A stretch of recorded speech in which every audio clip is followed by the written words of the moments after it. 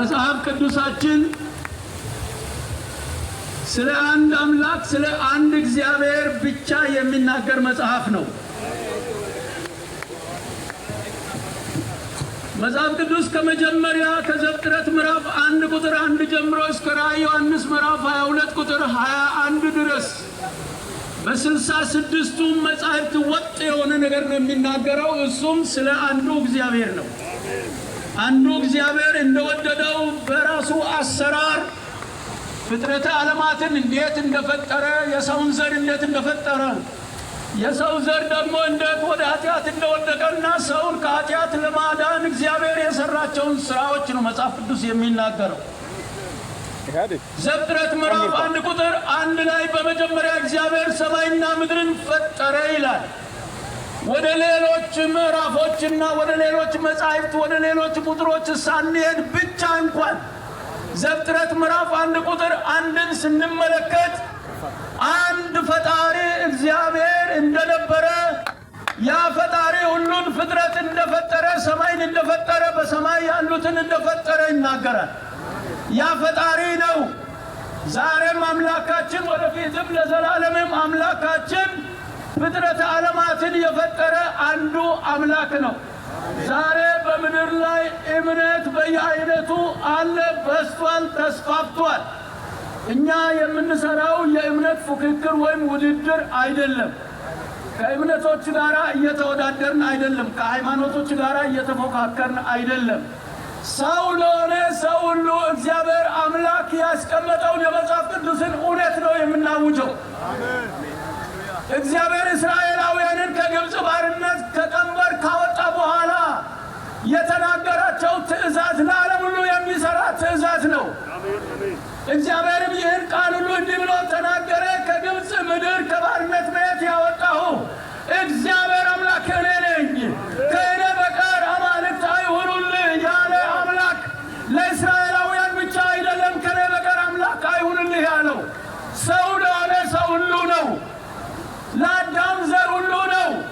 የደቡብ ኢትዮጵያም ሕዝብ፣ የኢትዮጵያም ሕዝብ፣ የዓለምም ሕዝብ ሰው የሆነ ሰው ሁሉ ይህንን እውነት እንዲቀበለው ግዴታ አለበት። ከእግዚአብሔር በቀር አምላክ የለም።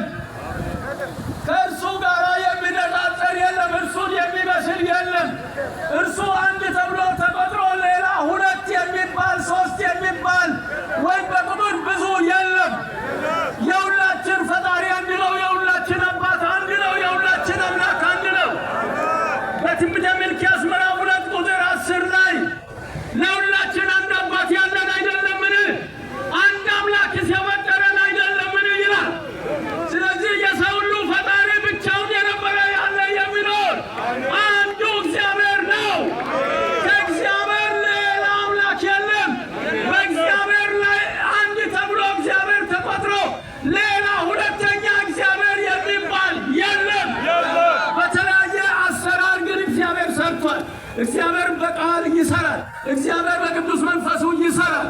እግዚአብሔር በቅዱሳን መላእክቱ ይሰራል። እግዚአብሔር በነቢያት ይሰራል።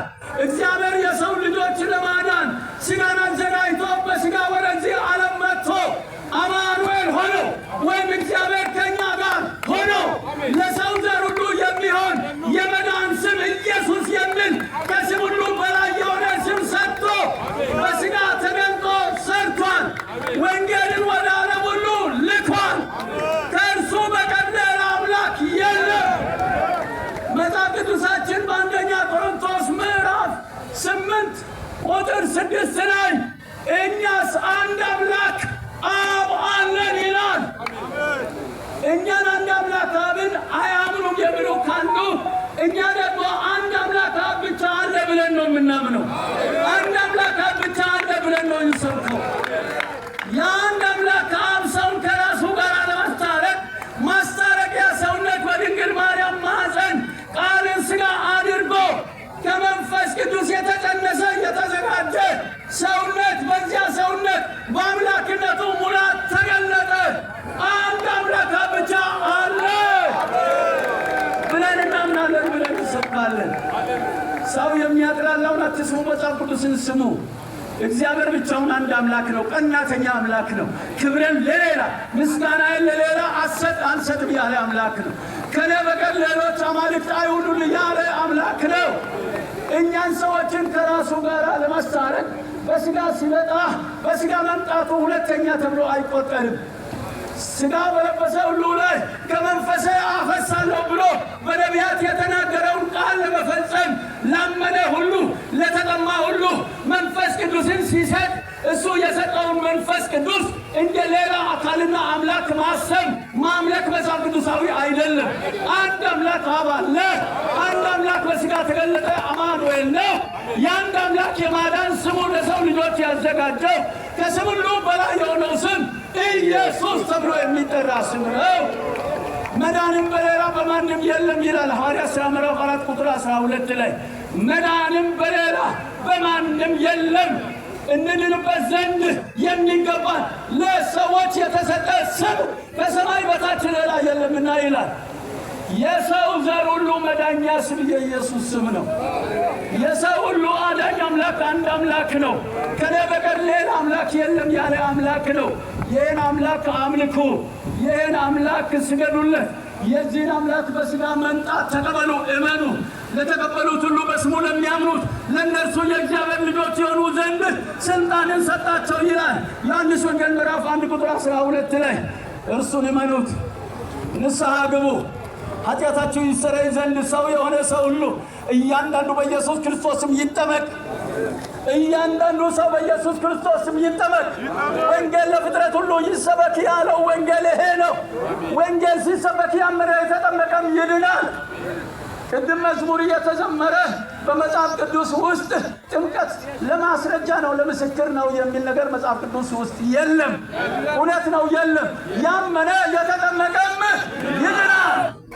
ያመነ የተጠመቀም ይድናል። በማን ስም ተጠምቆ ይድናል? መዳን በሌላ በማንም ስም ስለሌለ በሚያድነው በኢየሱስ ክርስቶስ ስም ተጠምቆ ሰው ሁሉ ይድናል።